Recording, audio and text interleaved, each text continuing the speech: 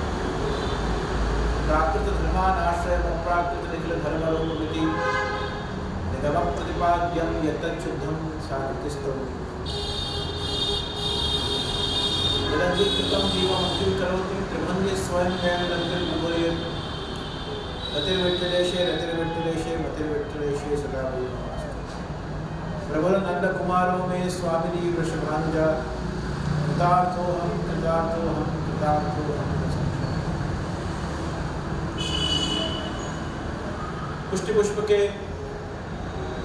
एक और नए चरण में आप सभी के साथ पुनः एक बार सत्संग का सौभाग्य प्राप्त हो रहा है। जगत गुरु आचार्य शिरोमणि श्रीमद महाप्रभु श्री वल्लभाधीश के इस दिव्य पुष्टि पथ पर आप और हम सभी साथ में मिलकर जब पुष्टि पुरुषोत्तम को रिझाने के लिए प्रयत्नशील हुए हैं, तो आइए हम अपने प्रभु के प्रिय पात्र कैसे बन सके। सेवा की जो रीति नीति है, मार्ग की जो प्रमाणात्मक और प्रमेयात्मक धाराएं हैं, और साथ साथ हम अपने अधिकार का चिंतन करते हुए किस प्रकार से अपने प्रियतम प्रभु के प्रिय बन सकते हैं। व्यक्ति के जीवन में कुछ भी शाश्वत नहीं है, निरंतर नहीं है, और साथ ही साथ हम ये समझते हैं, जानते हैं कि इस काल चक्र से कोई भी न कभी बचा है न कभी बच सकता है। श्री आचार्य कितनी सुंदर आज्ञा करते हैं कि सर्वथा लक्षिष्यन्ति युष्मानिति। अगर हम अपने पुष्टि पुरुषोत्तम के, अपने प्रभु के रूप का, गुण का, लीला का, स्वरूप का, सामर्थ्य का जो चिंतन नहीं कर पाए, जो हम समझ नहीं पाए, और निरंतर काल प्रवाह में बहते हुए अपने आप को अलग अलग रूप से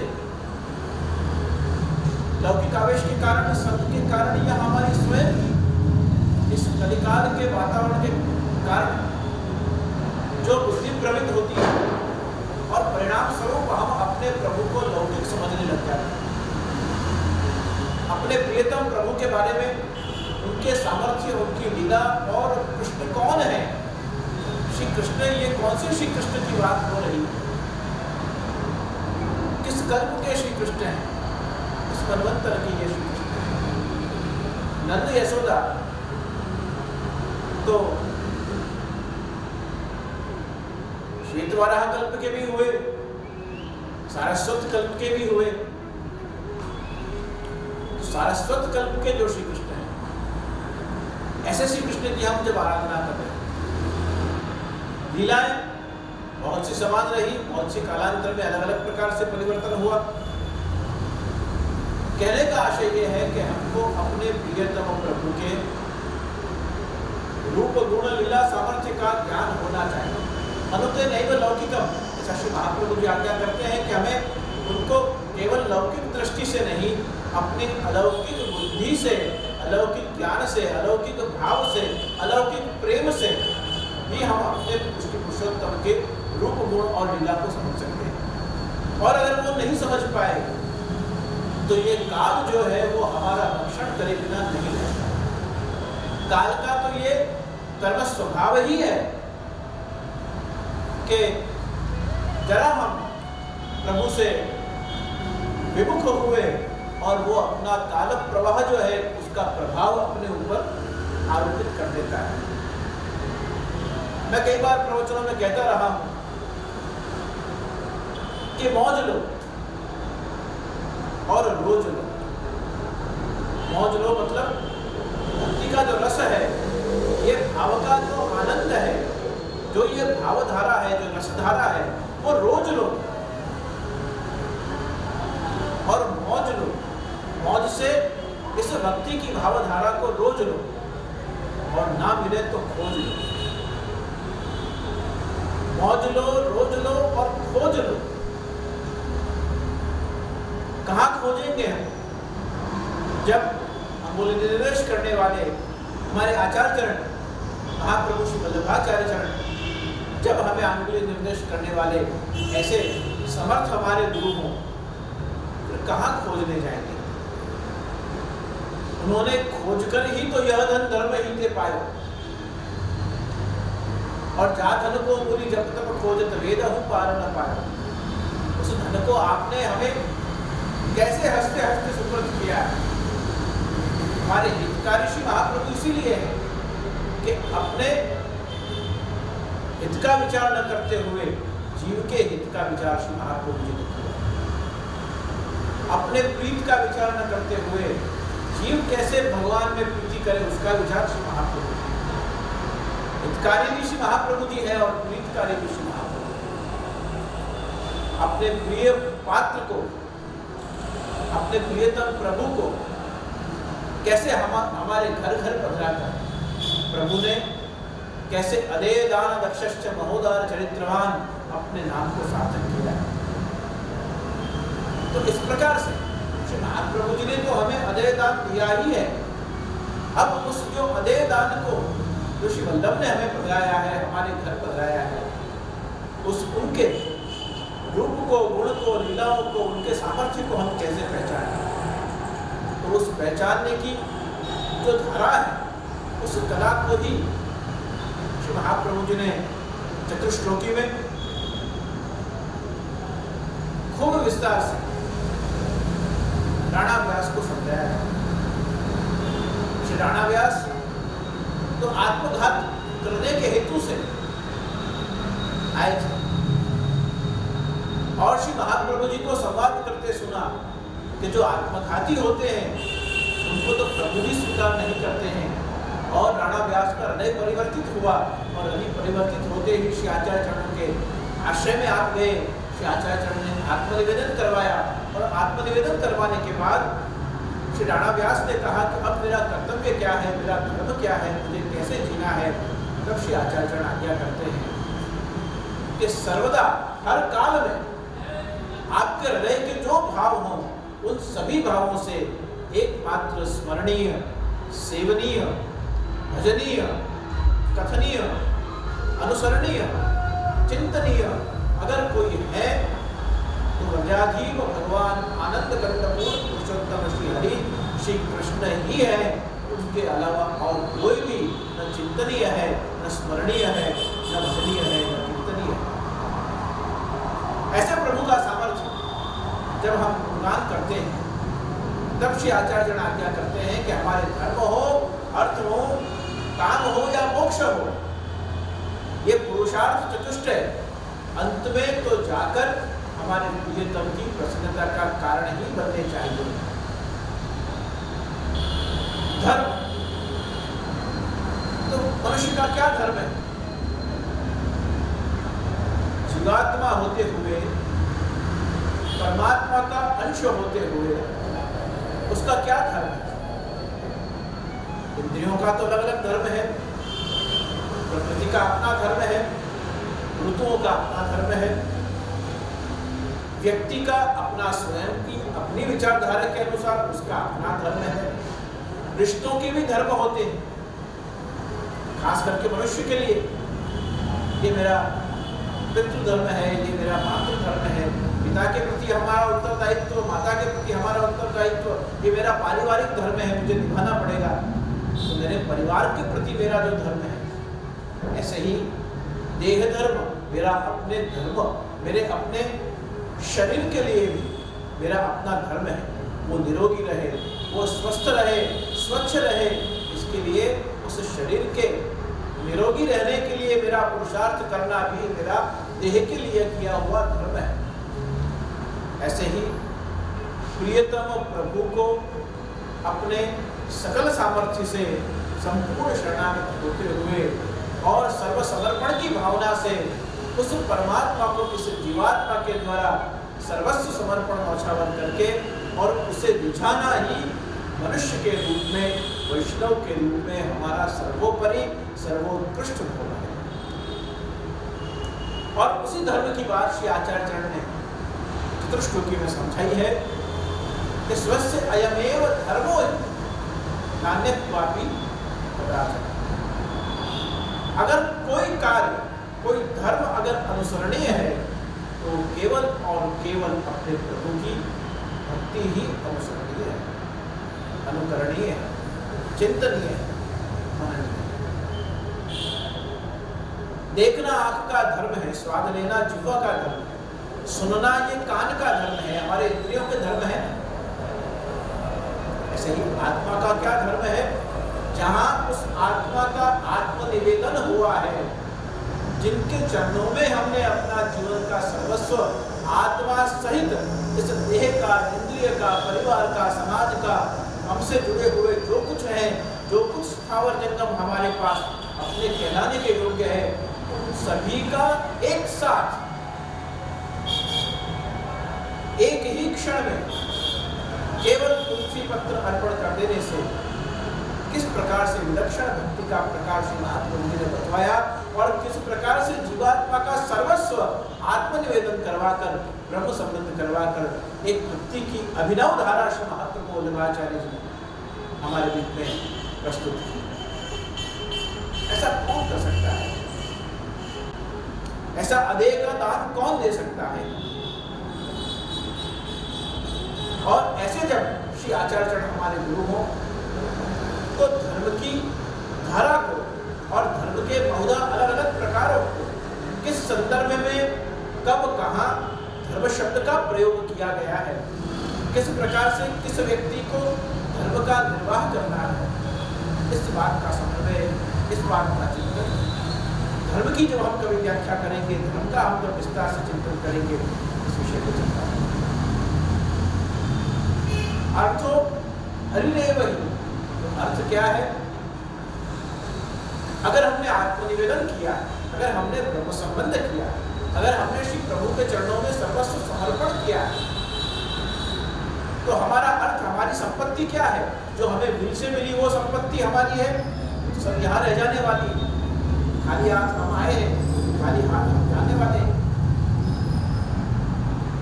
तो जो जमीन जायदाद, जो खेत खलियान हमारे नाम पर है, क्या उस पर हमारा अधिकार है? न पहले था, न जाने के बाद रहने वाला। तो कौन सा अर्थ, कौन सा धन, कौन सी संपदा जिस पे हमारा शाश्वत अधिकार है? वो जो अर्थ है, वो जो हमारी संपत्ति है, वो जो हमारा दौलत है, वो हमारी दौलत एकमात्र हमारे परम शाश्वत प्रियतम प्रभु श्री कृष्ण है। जा धन को मुनि जब तब खोजत। कौन सा धन? वहां सोना की मोहरों की बात और बहुरत्न और बहुमूल्य रत्नों की बात नहीं हो रही। कौन सा धर्म, कौन सा धन यहाँ पाया गया और किस प्रकार से, किस धन की बात इस कीर्तन में की? यह धन है अर्थो हरिरेव, स्वयं प्रभु ही हमारी सबसे सर्वश्रेष्ठ और कायमी परम शाश्वत संपदा है। उसे ही तो हमें मावजत करके अपने जीवन मरण के उस परम दौलत को ऐसे संभाल के रखना है मानो और जितने भी धन है, संपत्ति है, कोई ले न जाए, कोई चोर न जाए, कोई उसे उठा न जाए, कहीं गवर्नमेंट न देख ले, कहीं छुपा छुपा के उसका टैक्स भरना ना पड़ जाए। किस प्रकार से हम अपनी लौकिक संपदा को और धन दौलत को संग्रह करते हैं और फिर छिपा छिपा कर रखते हैं। और ये प्रभु, ये हमारा ऐसा धन है, उस प्रभु के संग की जो हमारी प्रीति है, जो हमारा प्रेम है, उसे भी हमें बहुत छिपा छिपा कर रखना है। उस धन को कहीं कोई चुरा के न ले जाए। तो हमारे प्रियतम प्रभु जो हमारा धन है, उसे कौन चुरा सकता है?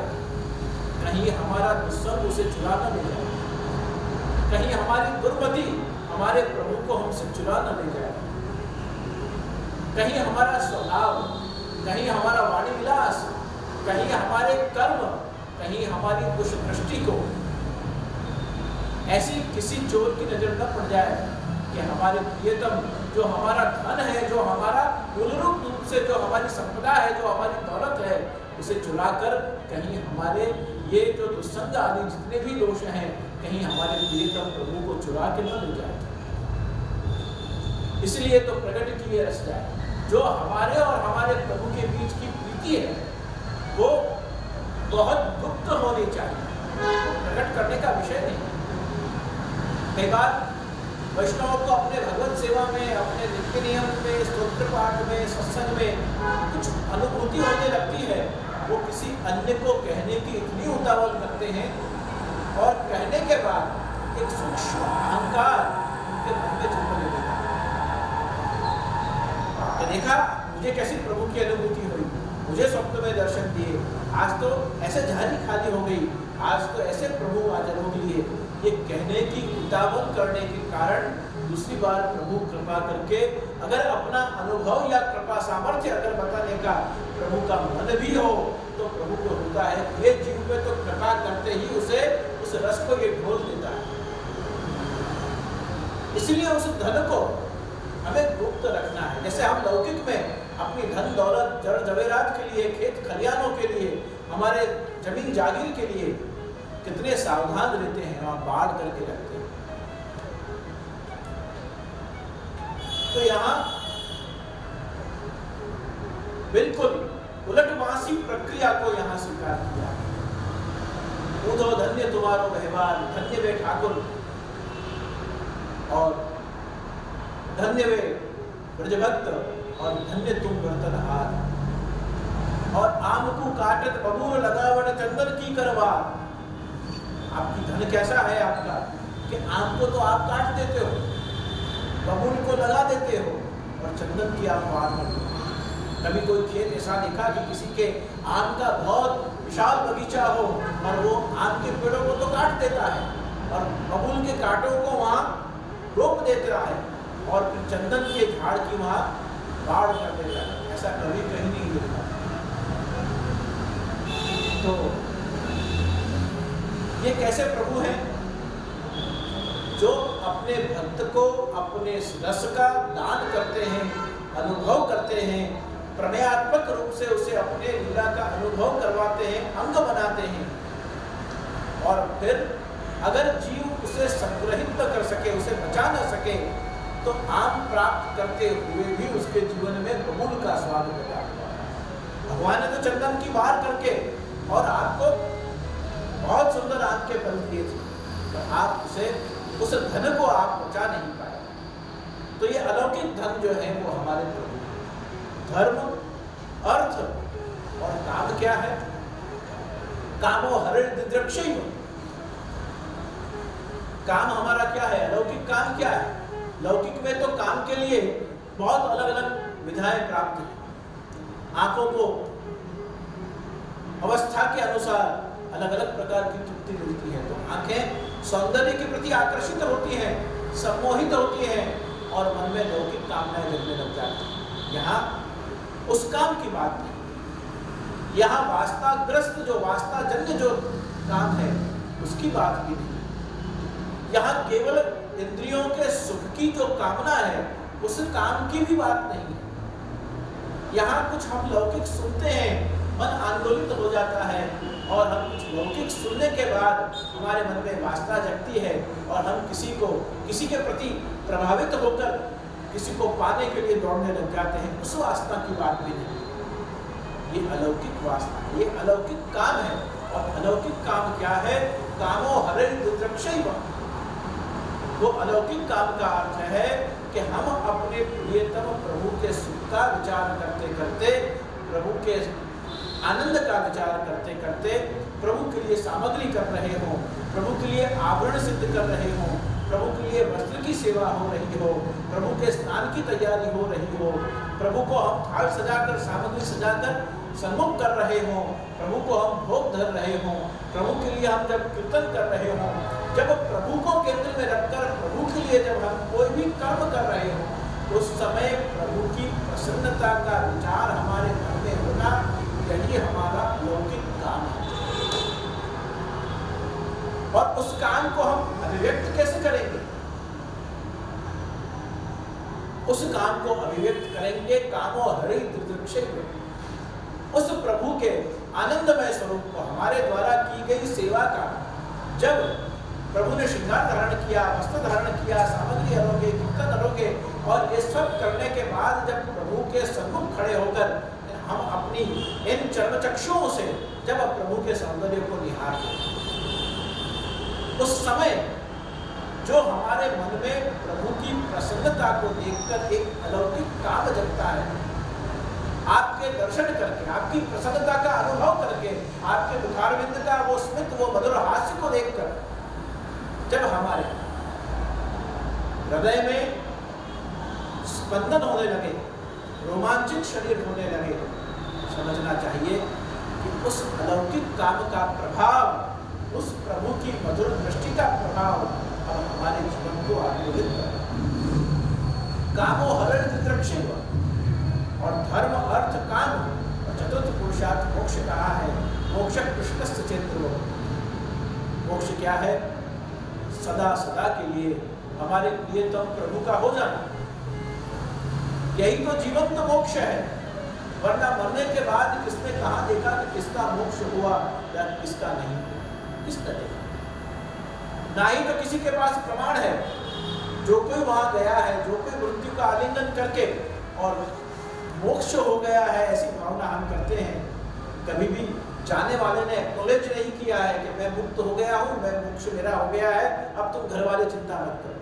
नहीं, न तो कभी जाने वाला एक्नॉलेज करता है और ना ही जाने वाला कभी हमें सूचना देता है कि मेरी मुक्ति हो चुकी है। तो जो प्राप्त करने के बाद न हम जान सके, न हम उसका आनंद उठा सके, उस मोक्ष की बात वहां नहीं करते हैं। और उस मोक्ष को तो 84 वैष्णवों ने प्रभु के सुखार्थ लिए गए दही के बदले भी मोक्ष देकर उस मोक्ष का दान कर दिया। उस मोक्ष को, जिसको अल्टीमेट सल्वेशन कहते हैं, उस परम मुक्ति को भक्ति के क्षेत्र में इतना महत्व नहीं दिया गया है। मोक्ष क्या है? प्रभु के नामस्मरण करते करते, प्रभु का चिंतन करते करते, सत्संग कीर्तन और सेवा करते करते प्रभु मैं हमारा मन बुद्धि चित्त हो जाए, यही हमारा जीवंत मोक्ष है। मरने के बाद मिलती है वो तो आत्म शांति मिलती है, लेकिन जीवित जीते जी जो हमें मिल जाए उस अवर्णनीय आनंद को ही मोक्ष कहा है। मोक्ष कार्य सामग्र्याम भक्ति रेव गरीयसी, शंकराचार्य जी ने भी आज्ञा करी है कि अगर जीवन में मोक्ष का द्वार कैसा होता है ये देखना हो तो उससे पहले हृदय में भक्ति के द्वार खोलने पड़ेंगे। और जब तक भक्ति के द्वार नहीं खुलते हैं, हम अपने प्रियतम प्रभु का स्वागत उस द्वार के भीतर कैसे कर सकते हैं? मन मंदिर में पधराने के लिए उस बुद्धि के जो भक्ति रूपी द्वार है उन्हें खोलना पड़ेगा, तब हृदय में हमारे प्रियतम प्रभु को हम विराजमान कर सकें। और यहाँ राज सिंहासन पर स्थापित नहीं करना है, यहाँ तो प्रेम सिंहासन पर स्थापित करना। और उस प्रेम सिंहासन पर स्थापित किया जाए प्रभु को, और बुद्धि में उन भक्ति के द्वारों को खोला जाए, और उस मन मंदिर में विराजे हुए प्रियतम प्रभु की उस मधुर लीला का चिंतन करते करते जो मोक्ष से भी अधिक आनंददायक है, उसका जब आनंद अनुभव किया जाता है, वही व्यक्ति के जीवन में भक्ति के द्वारा प्राप्त किया गया अलौकिक मोक्ष है। तो धर्म अर्थ काम मोक्ष की इस धारा को वृत्रासुर चतुश्लोकी में अंत में आता है, प्रियम प्रिय विषितम विषन्ना मनो अरविंदाक्षुदक्षते त्वां ममोत्तम श्लोक जनेषु सख्यम संसार चक्र विमतस्व कर्मभिः तन्मायया आत्मजदार देहे श्वासक्त चित्तस्य ननाथ भूयात्। हे परमात्मा, हे प्रभु, हे प्राणेश्वर, श्वासक्त चित्तस्य ननाथ भूयात्। जब तक ये श्वास है तब तक हे प्रियतम प्रभु, आपके चरणों में ये चित्त का सुस्थापन होता रहे और ये चित्त आपके चरणारविंद में चौंट जाए और निरंतर उसका आह्लाद हमें अनुभव होता रहे। इससे बड़े और कोई जीवंत मोक्ष का उदाहरण नहीं हो सकता। तो आप सभी अपने प्रियतम प्रभु को प्रसन्न करने के लिए क्रमशः जो अलौकिक धर्म है, जो अलौकिक अर्थ है, जो अलौकिक काम है, जो अलौकिक मोक्ष है, उसका चिंतन करते हुए, अपनी पात्रता का निर्माण करते हुए, प्रियतम प्रभु की प्रसन्नतार्थ इन सभी बातों का चिंतन करते हुए आप अपने माथे विराजते प्रभु का अलग अलग प्रकार से सुख विचारते हुए आपको ही प्रसन्न करें। और आपकी प्रसन्नता का प्रतिबिंब ही तो हमारे लिए धर्म अर्थ काम मोक्ष को श्रृंगारित करने वाला होता है। तो ऐसे सुंदर दिव्य पुरुषार्थों से आप सभी का, वैष्णव जनों का जीवन श्रृंगारित हो, यही शुभाभ्यर्थना आप सभी के अंतःकरण में विराजमान प्रियतम प्रभु के चरणारविंद में करते हुए अपने वाक सुमनों को उन्हीं के चरणों में समर्पित कर रहा हूँ। शुभम भवतु, कल्याण।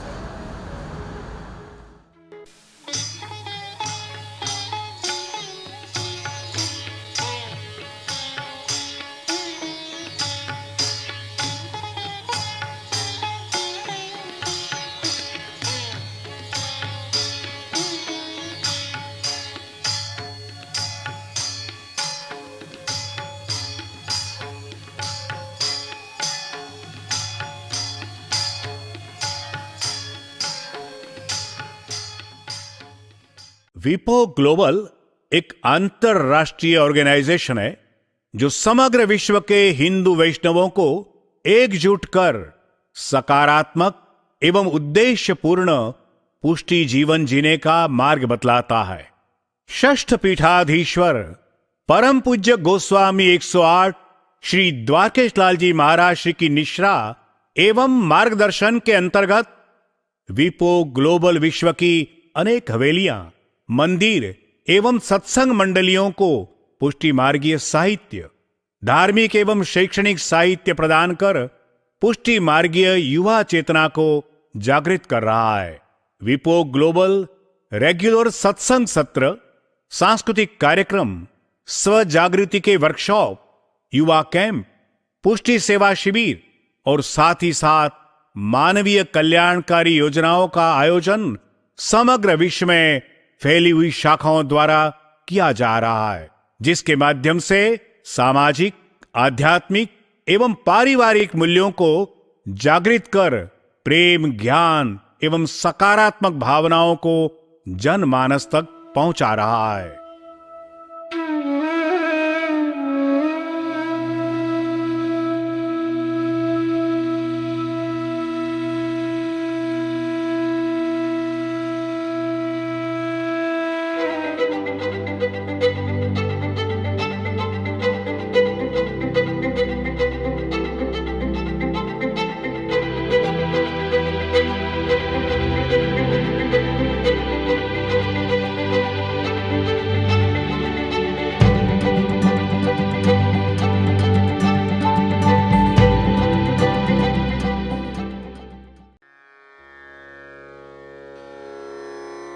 दृढ़यिन चरण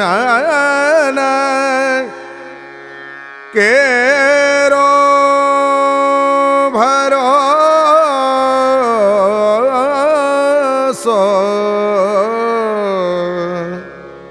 दृढ़यिन चरण केरो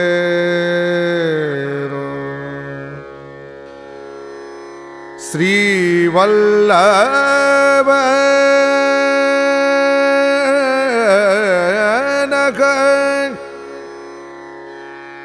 चंद्र छटा बिना सब जुग माजू अंधेरो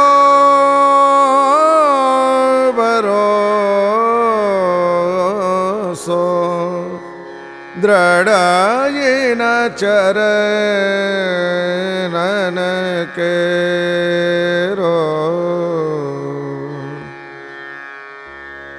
साधन और नहीं आकली में जासु हो तनिवेरो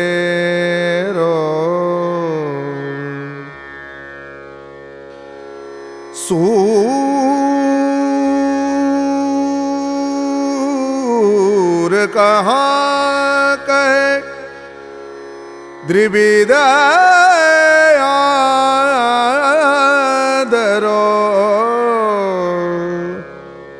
बिना मोल को चेरो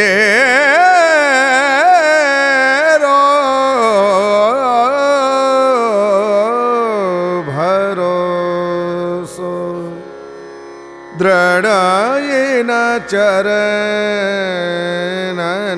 केरो दृढ़यिन चरण केरो